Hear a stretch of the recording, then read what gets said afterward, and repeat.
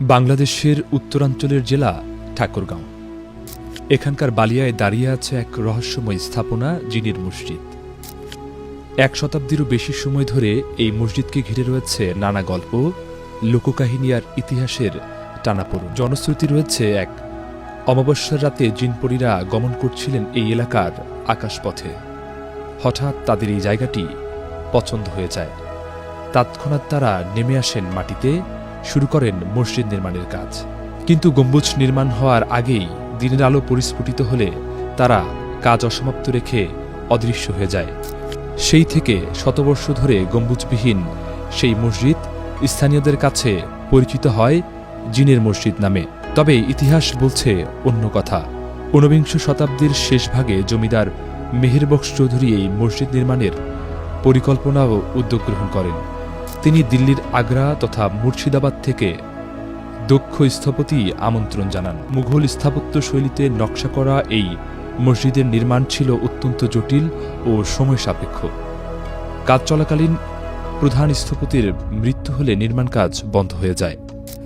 পরে স্থানীয় কারিগরদের সহায়তায় পুনরায় আবার কাজ শুরু হলেও তারা গম্বুজ নির্মাণে ব্যর্থ হন। ১৯১০ সালে মেহেরবখশ চৌধুরীর মৃত্যু হলে নির্মাণ কাজ পুরোপুরি থেমে যায়। তার ছোট ভাইও কয়েক বছর পর চেষ্টা করলেও কাজ অসম্পূর্ণ থেকে ফলে প্রায় ১০০ বছর ধরে মসজিদটির গম্বুজ ছাড়া দাঁড়িয়েছিল। অবশেষে ২০১০ সালে মেহেরবখশ চৌধুরীর প্রপৌত্রী তশরিফা খাতুনের পৃষ্ঠপোষকতায় এবং প্রত্নতত্ত্ব অধিদপ্তরের কারিগরি সহায়তায় মসজিদের সংস্কার কাজ শুরু হয়। নতুন গম্বুজ নির্মাণের মধ্য দিয়ে এটি ফিরে পায় তার হারানো সৌন্দর্য এবং একটি গুরুত্বপূর্ণ দর্শনীয় স্থানে পরিণত হয়। মসজিদের শিলালিপি অনুযায়ী এর নির্মাণকাল ১৩১৭ বঙ্গাব্দ বা ১৯১০ খ্রিস্টাব্দ। একই সাল খোদাই রয়েছে মেহেরবখশ চৌধুরীর কবরেও। তবে স্থানীয়দের দাবি এই নির্মাণ কাজ শুরু হয়েছিল আরও আগে, ১৯বিংশ শতাব্দীর শেষ দিকে। বর্তমানে প্রতিদিন দূরদূরান্ত থেকে মুসল্লি ও পর্যটকরা এখানে আসেন। এটি কেবল নামাজ আদায়ের স্থান নয়, বরং ইতিহাস, লোককাহিনী ও পর্যটনের এক জীবন্ত নিদর্শন।